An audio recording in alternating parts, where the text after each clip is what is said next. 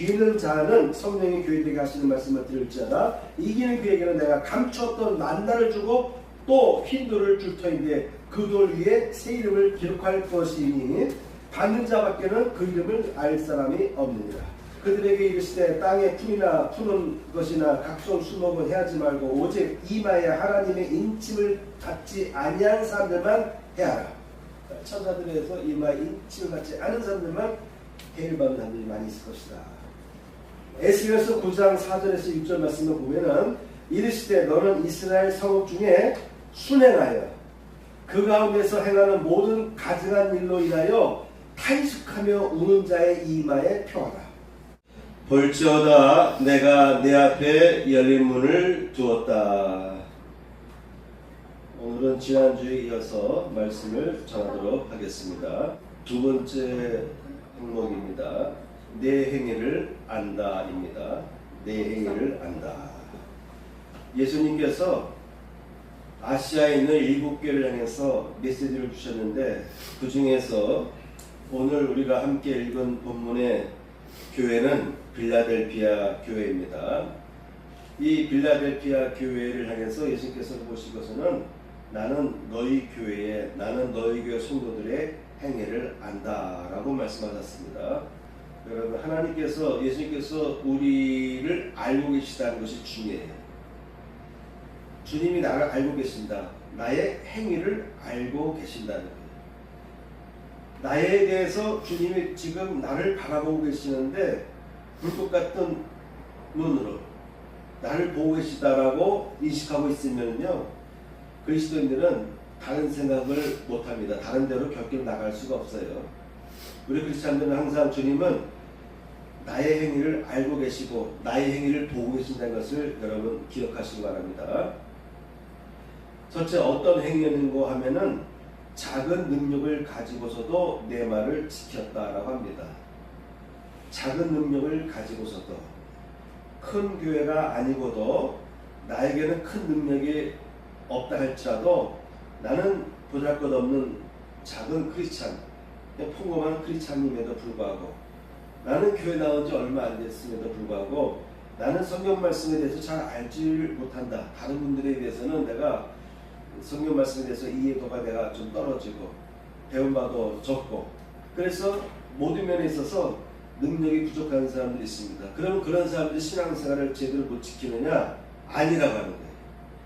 신앙생활을 오래 한 사람이나 많이 배운 사람은 신앙생활 잘할 것인가? 아니라는 거예요. 형편에 따라서 작은 능력을 가지고서도 내 말을 지킨 자가 있다라고 했습니다. 두 번째, 내 이름을 배반하지 아니하였다라고 한 것입니다.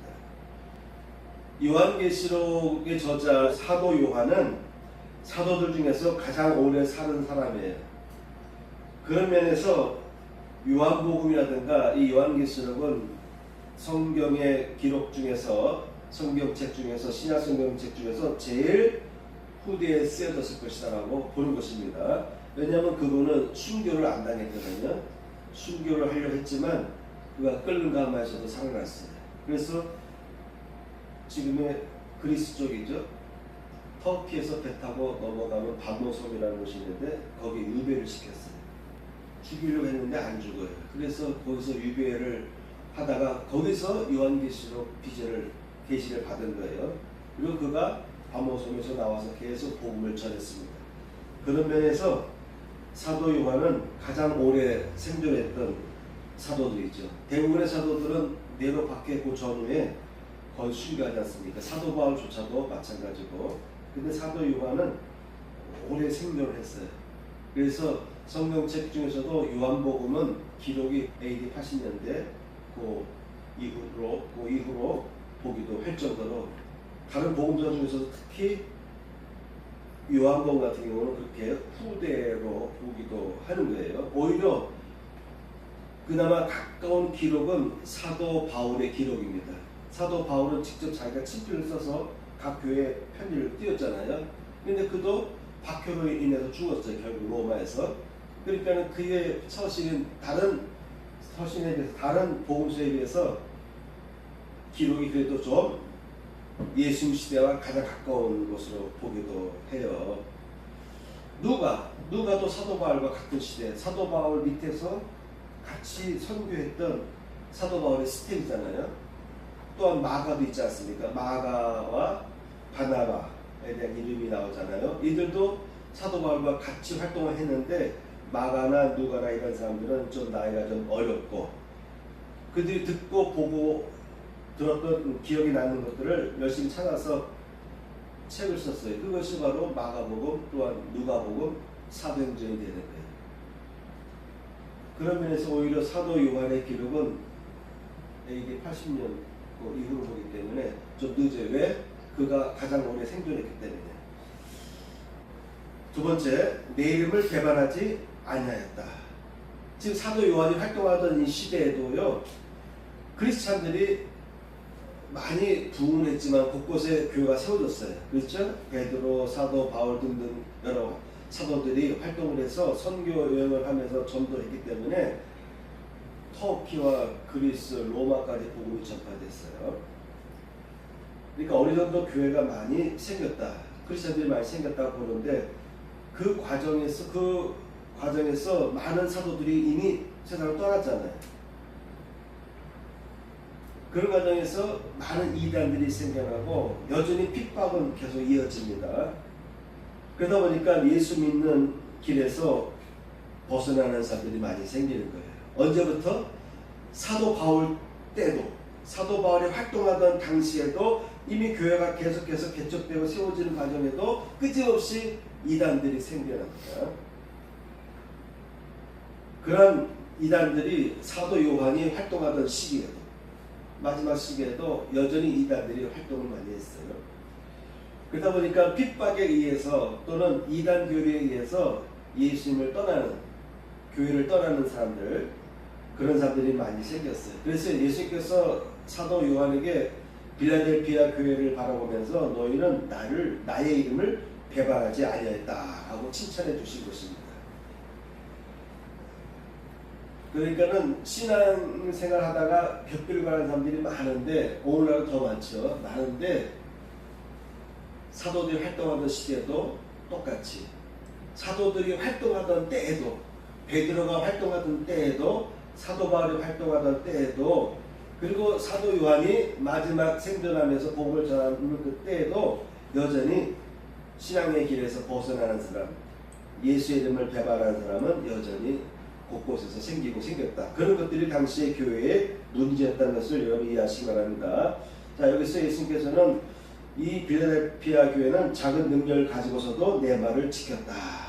둘째, 내 이름을 배반하지 아니했다는 것을 예수님께서는 지켜보고 계시고 내가 너희들의 이런 행위를 안다라고 말씀해 주신 것입니다. 세 번째입니다.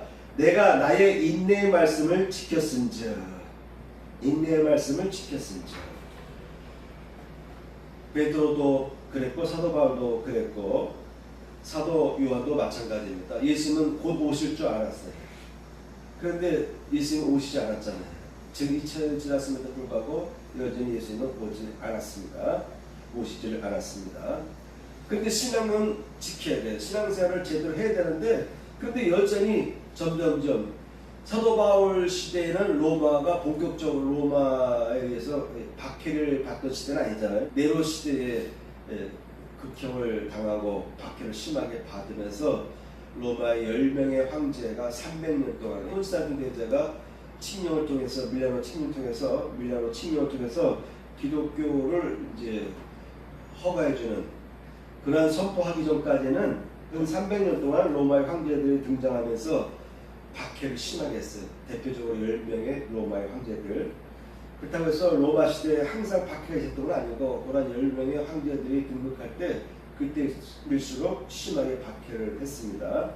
그러나 네로 이전 시대를 보게 되면은 유대인들에 의해서 박해가 심했던 거예요. 그렇죠?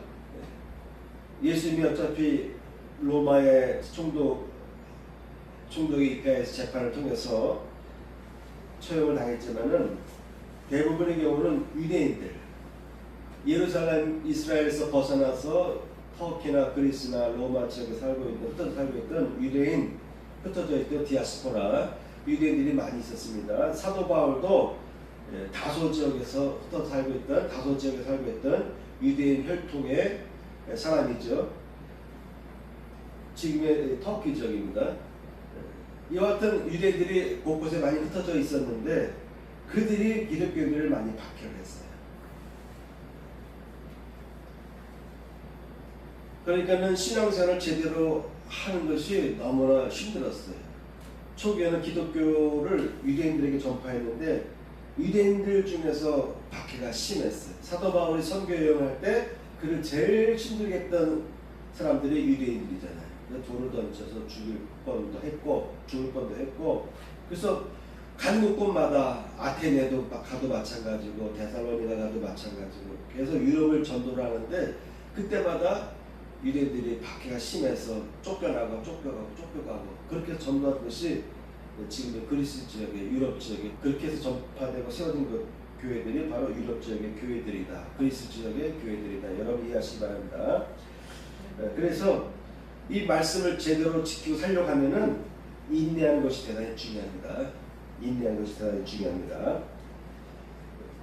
그래서 예수께서 말씀하시길 너희는 나의 인내의 말을 지켰다. 그래서 내가 너희에게 두 가지의 특혜를 주겠다라고 하는 것입니다. 첫째는 사단의 회당에 속한 자들이 몇 명이 너에게 와서 내 앞에 절하게 될 것이다. 이 사단의 회당이란 말은 누구를 지칭하는지는 자세히 나와 있지 않지만은 본문 구절에 보면은 보라 사단의 회당 곧 자칭 유대인이라 하나 그렇지 아니하고 거짓말하는 자들 중에서 몇을 내게 준다라고 되어 있어요. 그러니까는 자칭 유대인들인데 예수님께서 오실 때는 그들은 사단의 회다. 기독교도들을 어떻게든 간에 박해하려고 하고 죽이려고 하고 교회의 문을 닫게 하려고 하는 세력들이기 때문에 그들은 나름대로 유대교의 종교를 표방하고 있지만 그 내막에는 사단이 역사하고 있다. 여러분 우리 크리스찬들은 영적인 시각이 열려야 됩니다. 모든 그 행위 그 내면의 역사는 악한 영들이 있다는 것을 볼 필요가 있어요. 예수께서도 유대인들에게 먼저 가서 복음을 전했잖아요. 그리고 예수님도 회당에 가서 같이 예배를 드렸습니다. 안식일에. 그리고 예수께서는 뭐라고 말씀하셨냐면 나는 율법을 폐하러 온 것이 아니고 율법을 완성하러 왔다 했어요. 그러니까 예수님도 이 성경, 구약 성경을 거부한 것이 아니라 구약 성경 토대 위에 기독교의 복음을 세워나간 것이죠. 그러니까 유대교 자체가 나쁜 것은 아닙니다. 그런데 유대교회에 속한 유대인들 중에서 마음이 강팍해지고 너무 유대주의, 유대 종교를 절대하는 사람들의 입장에서 볼 때는 기독교를 박해할 수밖에 없어요. 대표적으로 누가 있습니까? 사도 바울. 사도 바울이 직접 기독교도들을 박해하는데 앞장섰던 사람이에요. 그 사도 바울은 유대인 중에서도 바리새인이었습니다. 배운 것도 둘째가 하면 서러울 정도로 유대교에 대한 율법에 대한 정확한 학문을 그것도 당대 최고의 학풍을 따라서 배웠기 때문에 그의 교만은 하늘 위로 치솟았을 정도로 그런 사람이었어요. 그런 사람조차도 기독교를 박해하는데 제일 앞장서 가지고 그가 기독교들을 체포하고 종교재판에 데려가고 스데반이 죽을 때도 사도 바울이 같이 그 자리에 있었어요. 그러니까 종교에 너무 외골되고 해도 그것이 오히려 볼 때 영적 시각에서 보게 되면 사단의 짓을 하는 거예요. 본인은 깨끗한 거예요. 나는 율법을 범한 적이 없고 나의 열정은 이유라면 서러울 정도로 그 같은 경건의 영성 가지고 살았음에도 불구하고 배우는 것도 마찬가지고 그렇지만 그가 한 행위는 사실 뒤에서 볼 때 사단의 영향을 받고 있는 것이었다. 마찬가지로 사람들 중에서 교회를 핍박하고 크리스찬들을 힘들게 하는 사람들이 있었는데 예수께서 뭐라고 말씀하셨냐면 사단의 회당이다 라고 했어요. 근데 이들은 거짓말하는 자들이다. 여러분 거짓말하지 말아야 돼요. 유대교에 속했다 할지라도 다 나쁜 것은 아니에요. 그래도 마음이 열린 사람, 거짓말하지 않는 사람들은요 예수님 당시에도 제사장들도 예수님을 믿으려고 다가왔어요. 제사장 중에서도 예수 믿는 사람들이 있었어요. 그러나 당대의 제사장의 이 직분, 기득권, 여기에 속해가지고 내 기득권을 빼앗기지 않기 위해서 일단 방어막을 치다 보니까 예수의 복음을 받아들일 수가 없었던 것이에요. 그래서 오히려 마귀 짓을, 사단의 짓을 하게 되는 거예요.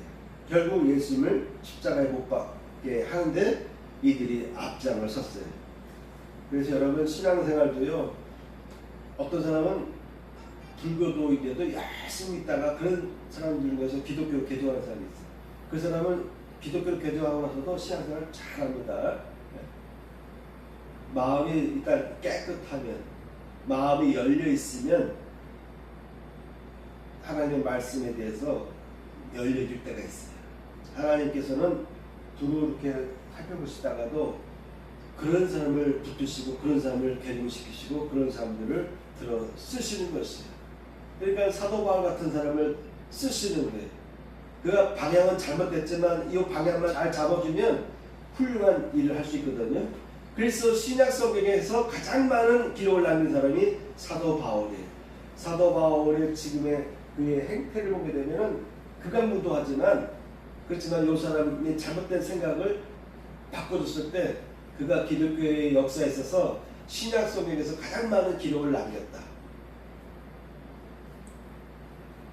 여러분, 거짓말하지 않는 영성이 대단히 중요합니다. 제가 지지난주 2주 동안 설교한 내용에도 청결한 마음, 착한 양심, 거짓 없는 믿음에서 나는, 그런 믿음에서 나는 사랑해야 된다라고 했죠.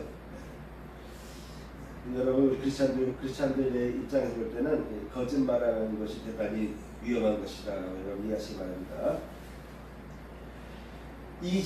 요한계시록 2장 2절에 보게 되면은 악한 자들을 용납하지 아니한 것과 자칭 사도라 하되 아닌 자들을 시험하여 그의 거짓된 것을 내가 드러낸 것과, 요 말은 에베소 교회입니다. 사도 바울이 아시아에서 가장 오래 선교하면서 머물면서 교회를 세웠던 교회가 이 에베소 교회예요.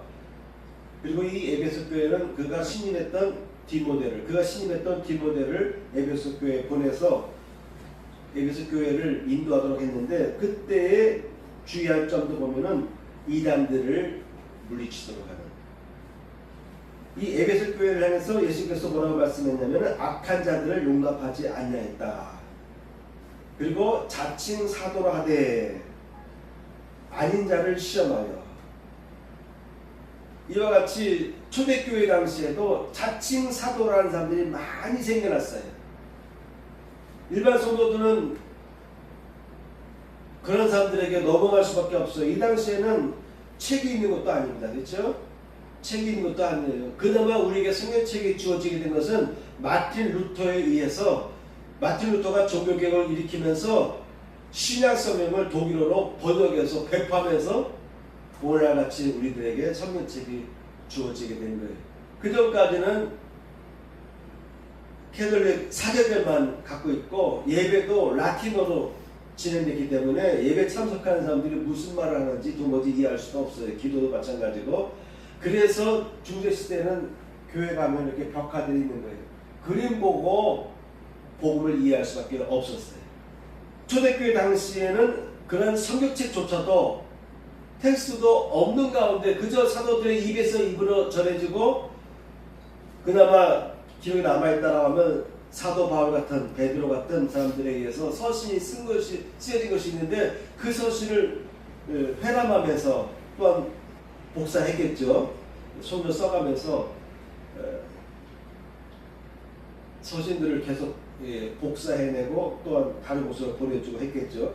사본화해서 보내줬겠지만 그런 서신들이 얼마나 전파됐겠습니까?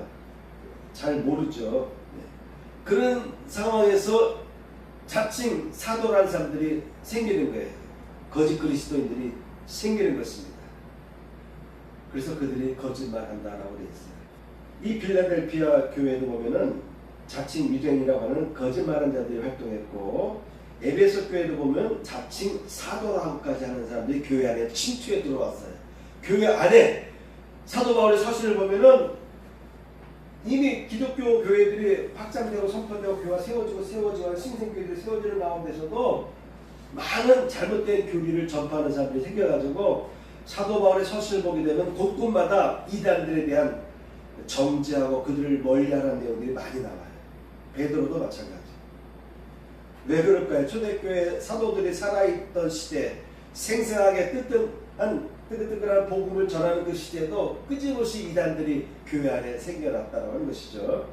이미 에베소 교회에도 보면은 교회 안에 자칭 사도하는 자들이, 사도라고 하는 자들이 나타나서 거짓말로 교회들의 마음을 흔들었다.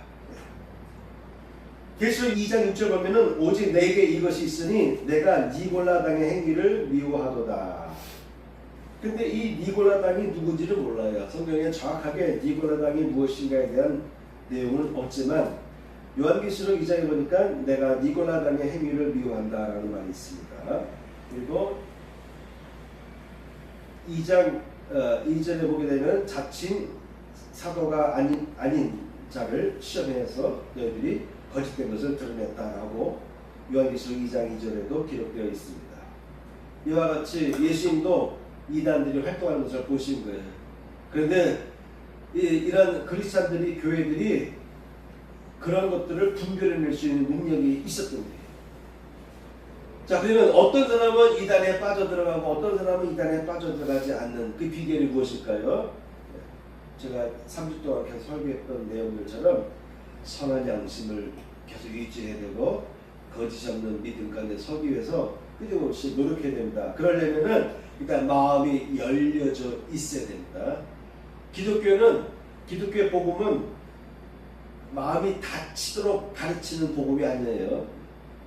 마음을 열면 빛을 보게 돼 있어요. 마음의 문을 열면 복음을 받아들일 수밖에 없습니다. 그런데 이 마음을 열 때에, 이 마음이 오픈될 때에 사단이 역사하잖아요. 귀신들이 역사하고 거짓된 것들이, 거짓 영들이 들어와서 사람들을 유혹하게 되는 거예요. 여러분, 이단의 교리를 보게 되면 나름대로 논리가 있습니다. 논리가 있어요. 이단이라고 해서 처음부터 거짓말 가지고 이렇게 접하는 것이 아니에요. 뭐든지 악한 세력을 보게 되면은 결국은 사람들을 힘들게 하고 속이고 하는 거 보면은 다 논리가 있잖아요. 들어보면 혹하는 논리가 있어요. 근데 일반 성도들은, 더군다나 초대교회 당시에는 성경책도 없지, 지나가면서 제자들이 복음을 전하고 다른 곳으로 옮겨다니면서 들은 기억으로 남는 것밖에 없으니까 이단들이 활동할 때 무방 상태에 놓이기가 쉬운 거예요. 그러나 그 당시에도 다 이단에 넘어가는 것이 아니고 이단에 빠지는 사람도 있고 빠지지 않는 사람도 있었습니다. 그러니까 토형이 중요한 것입니다. 그래서 성경을 해석할 때 좀 똑똑한 사람들이 해석을 잘하는데 이게 빗나갈 수가 있어요. 근데 일반 성도들은 그거를 분석할 수 있는 능력이 결여되어 있어요. 이런 것처럼 제가 예를 들었지만 초대교회 당시에도 이단설을 많이 접했을 것이다. 그래서 그 영향을 받아서 교회 안에서조차도 그들의 설에 넘어가는 사람들이 많아가지고 하다못해 사도 바울은 그들을 내쫓으라까지도 권했고요. 그들과 상조하지 말 것이며, 그런 경고의 메시지들을 사도 바울 서신 곳곳에서 계속 강조하고 있습니다. 예수님도 보신 거예요. 초대교회 당시에 아시아에 있는 교회들 중에서도 보니까 사단의 회, 또한 니고라당, 거짓말하는 사람들이 영향을 받아서 교인들이 핍박을 당하거나 또한 이단의 길에 빠지는 일을 보시고 경고하는 내용들이 요한계시록 2장 3장에 많이 나와 있습니다. 여러 군데에서 밝히고 있습니다. 2장 20절 보게 되면은 두아디라 교회인데, 그러나 내게 책망할 일이 있노라. 이 두아디라 교회를 향해서 예수님이 책망하신다는 거예요. 왜냐하면 자칭 선지자라고 하는 여자 이세벨을 내가 용납함이니, 아마 여자 선지자였던 것 같아요. 이세벨의 영이죠. 이세벨의 영은 음란의 영과 그리고 배교의 영이죠. 이단 우상을 숭배하게 하는 영이죠. 이세벨을 내가 용납함이니 그가 내 종들을 가르쳐, 내게 속한 백성들, 내게 속한 종들, 열심 있는 자들을 가르쳐서 떼어서 행음하게 하고 우상의 재물을 먹게 하노다. 두아데라 교회에 자칭 여선지자라는 사람이 활동했는데 나름대로 능력 있고 계시도 받고 환상도 보고 했을 텐데 그런 사람들이 영향을 끼치다가 결국 그들의 영향을 받은 열매는 무엇입니까? 행음하게 하고 우상의 제물을 먹게 하면서 우상과 하는 것을 봤어요. 이처럼 교회, 초대교회에도 많은 거짓 선자들, 잘못된 말씀을 선포하고 해석하는 사람들이 많이 있었다. 자, 이런 가운데서도 말씀을 지키는 것이 중요하다. 그럼 어떤 사람들이 말씀을 지킵니까? 순수한 사람들, 마음이 열린 사람들이 그 말씀을 지킵니다. 중요한 것은 일단 마음이 열려야 되겠죠. 마음이 열리려면 어떻게 되냐면은 특히 마음이 열려야 되는데 화를 내면 안 됩니다. 서로 얘기를 충분히 할 수 있도록 마음을 열어놔야 돼요. 그러면 언제가 공통점을 발견하죠. 교집합 부분을 발견하게 되고 서로 인정할 것을 인정하고 또한 인정하지 못할 것은 인정하지 않더라도 마음이 열려 있어야 됩니다. 그리고 선한 양심, 거짓 없는 믿음 이런 토대를 갖기 위해서 끊임없이 내 마음을 자꾸 마음밭을 가게 되면은요, 비록 내가 성경 말씀을 모른다 할지라도 성경에 대한 지식이 부족하다 할지라도 이단에 안 빠져요. 자, 네 번째입니다. 내가 가진 것을 굳게 잡으라 했어요. 아무도 내 멸류관을 빼앗지 못하게 하라. 내가 속히 오리니 내가 가진 것을 굳게 잡아 아무도 내 멸류관을 빼앗지 못하게 하라. 얼마나 이단들이 활동을 많이 해서 신앙생활하다가 객교가한 사람들이 많았는지 예수께서 좀 경고하고 있는 것입니다. 너희 가진 것을 굳게 잡아서 너희 멸류관을 빼앗지 못하게 하라. 마지막 다섯 번째입니다. 이기는 자에 대해서 말씀하고 있습니다. 이기는 자. 첫 번째, 하나님의 성전의 기둥이 되게 하리라. 하나님의 성전의 기둥이 되게 하리라. 그가 결코 다시 나가지 아니하리라. 두 번째, 나의 새 이름을 그의 위에 기록하리라. 이기는 자는 내 하나님 성전의 기둥이 되게 하리니 그가 결코 나가지 아니하리라. 내가 하나님의 이름과 하나님의 성 곧 하늘에서 내 하나님께로부터 내려오는 새 예루살렘의 이름과 나의 새 이름을 그의 위에 기록하리라 라고 예수께서 말씀하십니다. 여러 번 예수께서 강조했어요. 이 아시아인 일곱 교회를 향해서 말씀하실 때 보면은 요한계시록 2장 17절도 보면은 귀는 자는 성령이 교회들에게 하시는 말씀을 들을지어다 이기는 그에게는 내가 감추었던 만다를 주고 또 흰 돌을 줄 터인데 그 돌 위에 새 이름을 기록할 것이니 받는 자밖에는 그 이름을 알 사람이 없느니라. 흰돌을 주는데 거기에 새 이름을 기록한 흰돌을 준다는 거예요. 우리 하나님이 종들의 이마에 인치기까지 땅이나 바다나 나무나 해하지 말라. 환란이 올 때에 하나님의 종들의 이마에 인치기까지 땅이나 바다나 나무에 해하지 말라. 일리가 있죠. 이마에다가 칩을 집어넣어가지고 할 수도 있는데 여기 보면은 천사들이 이마에 인친다고 되어 있어요. 천사들이 이마에 인친다. 그러면 칩이 아니겠죠. 영적인 것이죠. 영적인 것이죠.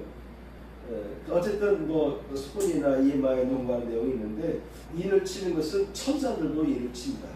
각 사람들의 이마에 인을 치는데 그때까지는 자연재해를 멈추도록 하는 그런 내용이 요한계시록 7절 3절에 나와 있습니다. 요한계시록 9장 4절 그들에게 이르시되 땅에 풀이나 푸는 것이나 각종 수목은 해하지 말고 오직 이마에 하나님의 인침을 받지 아니한 사람들만 해하라. 천사들에서 이마에 인침을 받지 않은 사람들만 해를 받는 사람들이 많이 있을 것이다.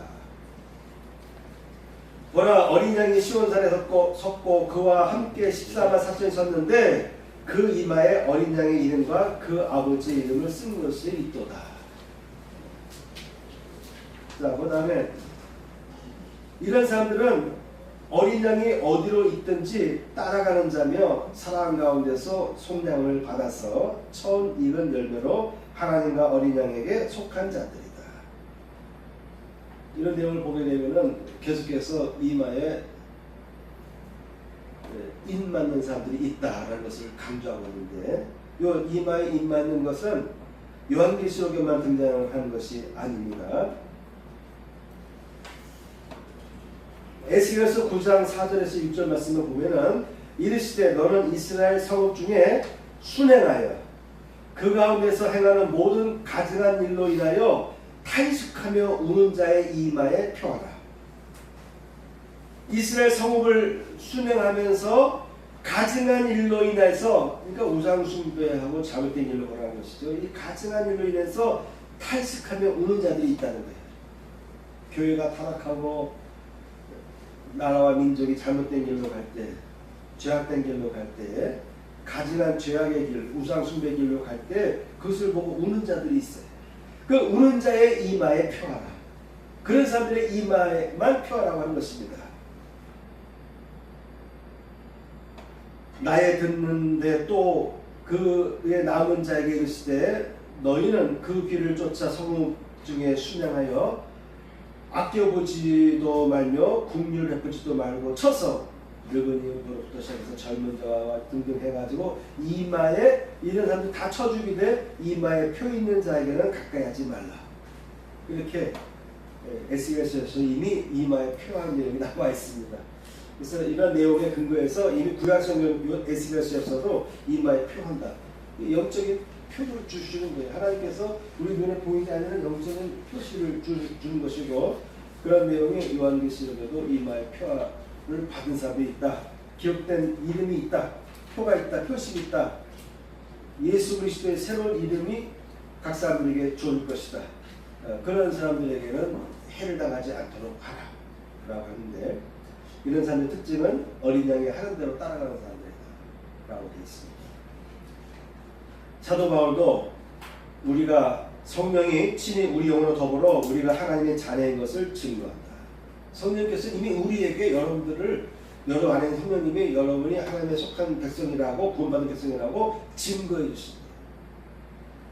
저가 또한 우리에게 인치시고 보증으로 성령을 우리 마음에 주었다. 이미 우리를 인치셨다. 그리고 보증으로 성령을 우리 마음에 주었다. 성령이 내 안에 역사하고 계시기 때문에 내 안에 계신 것을 알 수가 있어요. 증거할 수가 있어요. 그런데 에베소 4장 30절 말씀 보면은 하나님의 성령을 근심하게 하지 말라. 그 안에서 너희가 구속의 날까지 인치심을 받았느니라. 이미 예수 믿는 사람들은 인침을 받은 사람들이에요. 그런데 성령을 근심하게 하지 말라고 사도 바울은 권하고 있습니다. 이와 같이 귀 있는 자는 성령의 교회들에게 하시는 말씀을 들을지어다라고 했습니다. 이상의 말씀을 통해서, 지난주와 오늘에 이어지는 말씀을 통해서 예수께서는 이렇게 말씀하십니다. 볼저다 내가 내 앞에 열린 문을 두었다. 천국으로 들어가는 열린 문, 어느 누구도 막을 수가 없고 변질되지 않냐고 내가 들어갈 수 있는 길에 있어서 가로막을 수가 없는 활짝 열린 문이 내 앞에 주어져 있다.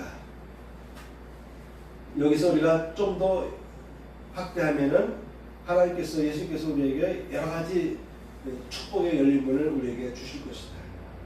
그래서 다양한 축복의 열린 문이 우리에게 열리도록 또한 힘써 노력하도록 하는 내용들을 지난주 전했고 오늘 이어서 말씀을 전했습니다. 여러분에게 여러 열린 문이 있습니다. 일단 기본적으로 생명의 문, 구원의 열린 문이 이 빌라델피아 교회처럼 확고하게 주님으로부터 보장되시고, 이어서 다양한 주님께서 주시고자 하는 복의 문이 있어요. 이 복의 문이 열리도록 여러분의 마음밭을 끊임없이 개간하는 것이 중요하다. 마음밭을 개간하는 것이 중요하다. 성령을 근심하게 하지 말고 마음밭을 옥토로 만들자. 흥분하지 말고 화내지 말고 인내할 줄 알아야 되겠고요. 거짓말하지 말아야 되겠고요. 여러분의 양심이 타락하지 않도록, 양심이 선한 양심이 되도록 요한 사도도 이렇게 말씀합니다. 사랑하지 못하는 사람은 그 속에 주님이 거하지 않는다 했어요.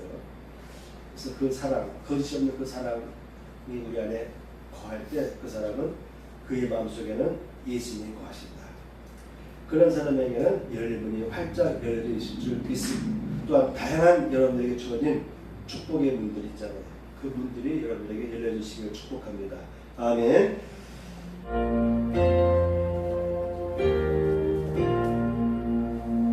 나의 하나님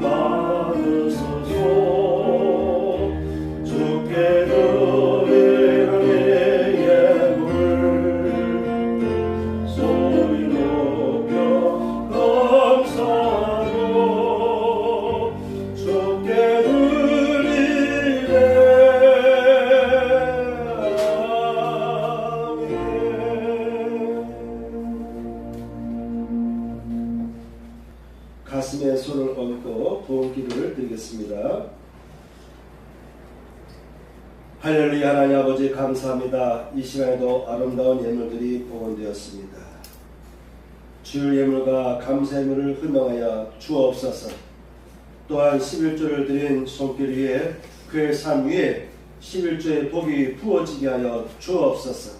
이제는 우리 구주 예수 그리스도의 은혜와 하나님 아버지의 극진하신 사랑과 성령님의 감동함과 역사하심이 이 자리에 참여한 성도들 위해 함께 하시기를 축복하옵나이다. 아멘.